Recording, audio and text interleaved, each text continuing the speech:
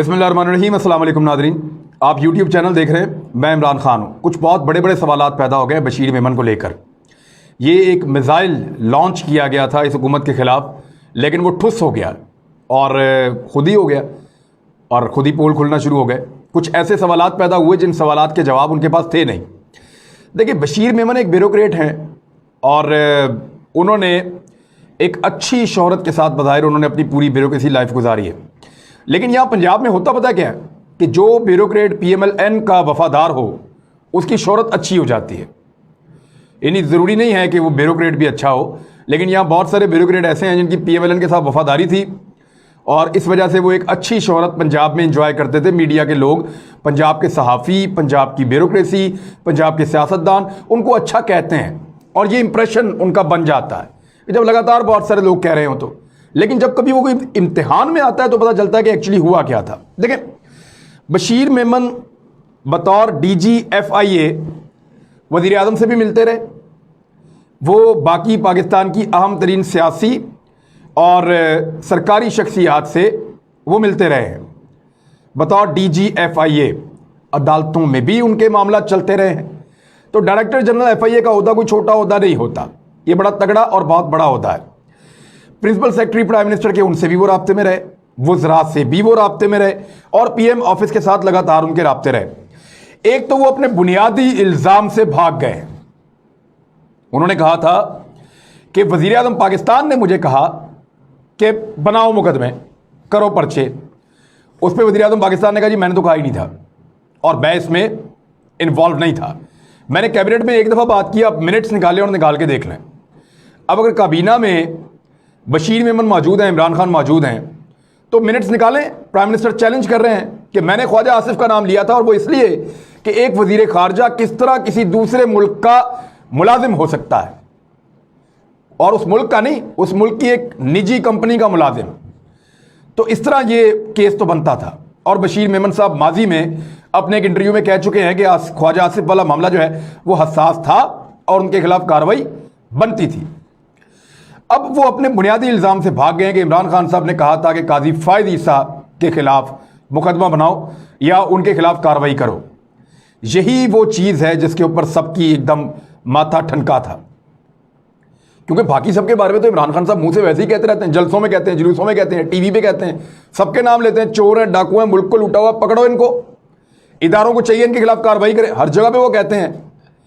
यानी जिन लोगों के नाम बशीर मेमन अब कह रहे हैं कि इमरान खान साहब ने ये नाम लिए, तो उनमें आप ये देख लेना कि खुर्शीद शाह को इमरान खान साहब खुद करप्ट समझते नहीं है, वो कहते भी हैं और लोगों को समझाते भी हैं।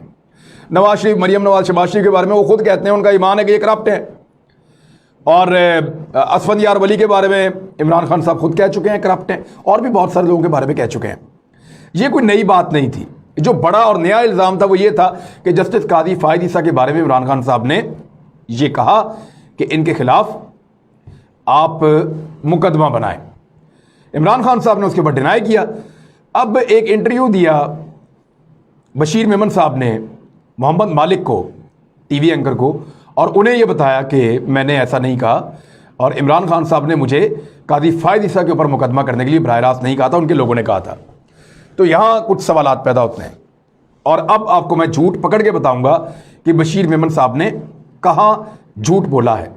देखिए, बशीर मेमन साहब एक ऐसे ब्यूरोक्रेट हैं जिन्होंने छुट्टी की दरख्वास्त दे रखी थी। 15 दिन के बाद उनकी रिटायरमेंट थी, यानी वो 15 तारीख को रिटायर हो रहे थे दिसंबर की, और उन्होंने अपनी जो आखिरी दिन थे रिटायरमेंट के वो छुट्टी के तौर पे गुजारने का फैसला किया हुआ था। कुछ फेयरवेल होनी थी, कुछ और चीज़ें होनी थी, तो उन्होंने ये प्लान किया हुआ था। हुकूमत ने उनकी छुट्टी की वजह से या किसी और वजह से भी आप कह लें, बशीर मेमन साहब को उनकी रिटायरमेंट से 15 दिन पहले हटा के एस्टेब्लिशमेंट डिवीज़न भिजवा दिया कि ठीक है अपनी रिटायरमेंट आप वहाँ पे कर लें, और यहाँ पे लेकर आगे एक नए DG FIA को हुकूमत ने ये ट्रांसफ़र करने का फ़ैसला किया। ये ट्रांसफ़र का फ़ैसला इतना नागवार गुजरा एक उसूली मौक़िफ़ रखने वाले ब्यूरोक्रेट को कि उसने इस्तीफ़ा दे दिया। ये बड़ा बोल्ड स्टेप होता है कि कोई ब्यूरोक्रेट इस्तीफ़ा दे दे, ये बहुत मुश्किल होता है और ब्यूरोक्रेट के लिए बड़ी बेइज्जती होती है कि वो जिस पोस्टिंग पे वहाँ वो रिटायरमेंट ना ले रहा हो, बल्कि उसको रिटायरमेंट दी जा रही हो एस्टेब्लिशमेंट डिवीज़न में भिजवा के। तो हुकूमत ने भी उनके साथ एक सौतेलों वाला सलूक किया, लेकिन उन्होंने अपनी गैरत का मुजाहरा करते हुए, जुर्रत का मुजाहरा करते हुए कि मैं एक बड़ा ईमानदार, साफ और खरा ब्यूरोक्रेट हूं, लिहाजा मैं इसको बर्दाश्त नहीं करूंगा, मैं रिजाइन दूंगा। इस्तीफा दे दिया उन्होंने, और इस्तीफा देने के बाद फिर वो अपने घर चले गए। 2 दिन के बाद 2 दिसंबर को एक खबर छपती है जिसमें ट्रिब्यून में यह क्लेम किया गया बशीर मेमन की जानिब से कि बशीर मेमन का कहना है कि मेरे पे दबाव डाला जा रहा था। यानी ये आइडिया बाद में आता है, मेरे पे दबाव डाला जा रहा था, और फिर अखबार में छपी ये बात बाहर निकली, थोड़ा सा शोर मचा, बात खत्म हो गई। लेकिन आज मैं एक सवाल पूछता हूं, जब भी किसी ब्यूरोक्रेट के ऊपर जोर डाला जाता है तो उसकी 2 ड्यूटीज होती हैं। जो मेन ड्यूटीज हैं वो 2 हैं। नंबर 1, वो दबाव में ना आए, कानून और आइन के मुताबिक अपना काम करे। पहली चीज होती है कि अगर कोई गैर कानूनी काम करने का कहे तो दबाव में नहीं आना, कानून के मुताबिक, आइन के मुताबिक अपने फराइज सर अंजाम देने। दूसरी ड्यूटी क्या होती है? दूसरी ड्यूटी यह होती है कि जिस बंदे ने दबाव डाला है उसको सबक सिखाना। और वो कैसे? उसका तरीकाकार कानून के अंदर मौजूद है कि जब भी किसी ब्यूरोक्रेट के ऊपर दबाव आता है तो उसको रिपोर्ट करना होता है, उसको बताना होता है। मिसाल के तौर पे आप किसी पुलिस वाले के ऊपर दबाव डालते हैं और बेजा दबाव डालते हैं, उसको प्रेशराइज करते हैं, वो गलत काम नहीं करना चाह रहा तो वो रिपोर्ट करेगा, वो अपने सीनियर को रिपोर्ट भिजवाएगा, और ये उसका एक डेकोरम है, उसका एक प्रोसीजर है, तकाजा है उसकी नौकरी का कि वो अपने एसपी को, एसएसपी को, डीआईजी को वो ये बताएगा कि फलां बंदा मेरे से फलां गलत काम करवाना चाह रहा है, लिहाजा मुझे प्रोटेक्ट किया जाए और इस सिलसिले को बंद किया जाए। या रिपोर्ट करना बहुत जरूरी है, क्योंकि वो बंदा भी, कोई अगर सरकारी ओहदे के ऊपर दूसरा बंदा बैठा हुआ है, यानी एक डीएसपी एक एसएचओ को गलत काम करने को कह रहा है, तो अव्वल तो एसएचओ गलत काम नहीं करेगा, लेकिन उस डीएसपी के बारे में सीनियर अथॉरिटीज को आगाह करेगा। तो पहली चीज यह है कि बशीर मेमन भाग गए कि इमरान खान ने उन्हें कहा कि मुकदमे बनाओ। अब जब बशीर मेमन भाग गए तो इमरान खान तो हो गए इस इल्जाम से बरी। अब इल्जाम किन के ऊपर रह गया? इल्जाम रह गया फरोग नसीम पे, इल्जाम रह गया प्राइम मिनिस्टर हाउस के कुछ लोगों पे, या शहजाद अकबर पे। अब उनके ऊपर इल्जाम है और बशीर मेमन कह रहे हैं कि ये मुझे बार बार दबाव में ले रहे थे।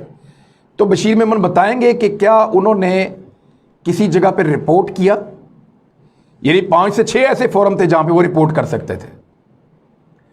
बशीर मेमन सेक्रेटरी दाखिला को बता सकते थे, वजीर दाखिला को बता सकते थे, Bashir Memon prime minister house को आगाह कर सकते थे, Bashir Memon principal secretary to prime minister को बता सकते थे, बशीर मेमन प्राइम मिनिस्टर से मिलते रहे, कभी उन्होंने उनको कहा हो कि जनाब आपके बंदे मेरे ऊपर गलत काम के लिए दबाव डाल रहे हैं।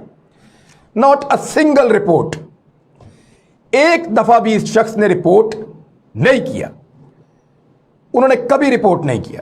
उन्होंने नून लीग के दौर में कभी रिपोर्ट नहीं किया, उन्होंने पाकिस्तान तहरीक इंसाफ के दौर में कभी रिपोर्ट नहीं किया। लेकिन अब वो ये क्लेम कर रहे हैं, यानी रिपोर्ट ना करना खुद एक खिलाफ वर्जी है उस मुकाम की जहां पे वो बैठे हुए थे। यानी कोई आदमी आता है और आपको रिश्वत देता है तो वो एक जुर्म कर रहा है। आपने रिश्वत नहीं ली, आपने अच्छा काम किया, लेकिन उसके जुर्म को आपने बेनकाब नहीं किया। आपने पीसीबी के कभी कानून पढ़े? वो क्या है? कई खिलाड़ियों पे बैन सिर्फ इसलिए लग जाता है कि उनको रिश्वत ऑफर की गई और उन्होंने जाके पीसीबी को आगाह नहीं किया। आप देख लें, बेशुमार कई मुल्कों के खिलाड़ी हैं जिन्होंने आईसीसी को, अपने अपने क्रिकेट बोर्ड को या अपनी इंतजामिया को बताया नहीं कि फलां वक्त में फलां बंदा मुझे आके मिला था, उसने मुझे इतने पैसे रिश्वत ऑफर की थी, वो मेरे से ये गलत काम करवाना चाह रहा था, मैं आपको रिपोर्ट कर रहा हूं। जिम्मेदारी है। जो इस जिम्मेदारी से भागता है उसके ऊपर बैन लग जाता है, उसको जवाब देना पड़ता है। तो ऐसे ही ब्यूरोक्रेट्स की और अफसरान की यह जिम्मेदारी होती है कि जब उनको ब्राइब किया जाए, जब उनको रिश्वत देने की कोशिश की जाए या उनको दबाव में लेने की कोशिश की जाए तो वो निशानदेही करें। अगर वो निशानदेही नहीं करेंगे तो दबाव बढ़ता जाएगा, फिर मुआशरे के अंदर ये एक कॉमन प्रैक्टिस बन जाएगी। लिहाजा उसकी निशानदेही इन्होंने किसी जगह पे कभी नहीं की।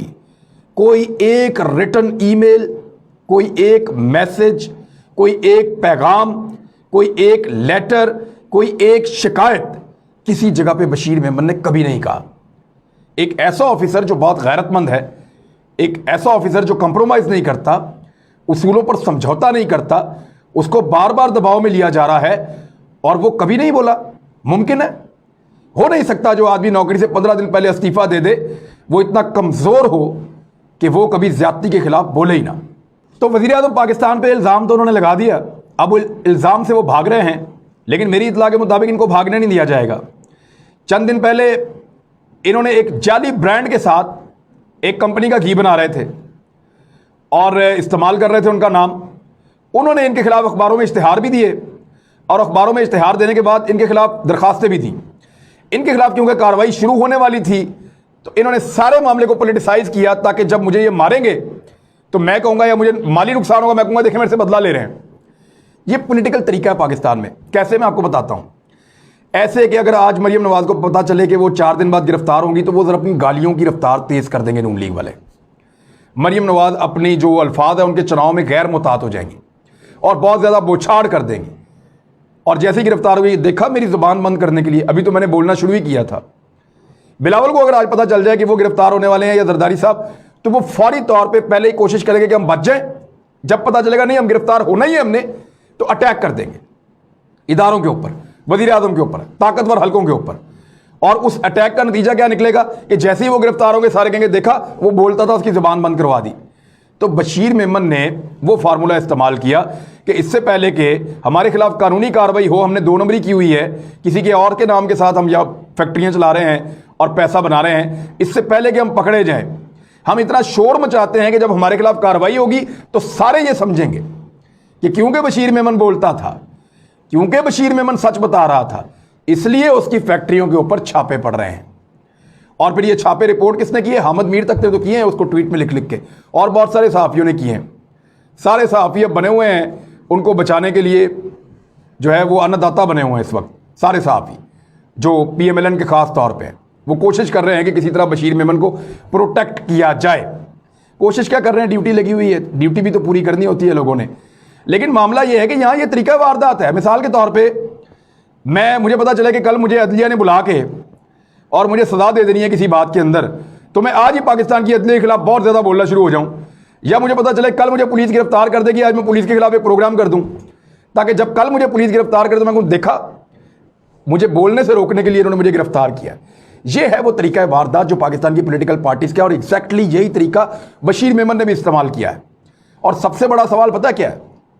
सबसे बड़ा सवाल ये है कि अगर इमरान खान ये सारे गलत काम बशीर मेमन से करवाना चाहता था और वो नहीं कर रहा था, तो बशीर मेमन के बाद कौन आया? वाजिद ज़िया। इमरान खान ने वो सारे काम वाजिद ज़िया से क्यों नहीं करवा लिए? वो तो सारे बंदे बाहर हैं, कोई मुकदमा नहीं हुआ, कोई कार्रवाई नहीं हुई। यानी बशीर मेमन ने नहीं किया तो वाजिद ज़िया तो करेगा, लेकिन वाजिद ज़िया से भी नहीं करवाया गया।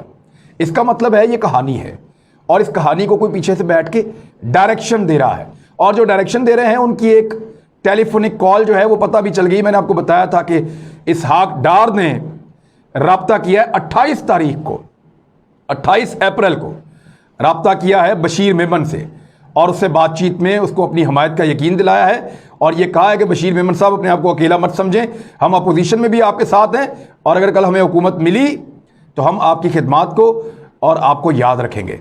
तो बशीर मेमन साहब जो है वो पेवस्ता रहें शजर से, उम्मीदें बहार रखें। लेट्स सी होता क्या है। बहरहाल एक्सपोज हो गए बहुत बुरी तरह, झूठ पकड़ा गया है। अब तक के लिए इतने, अपना ख्याल रखिएगा, इस चैनल का भी। अल्लाह हाफ़िज़।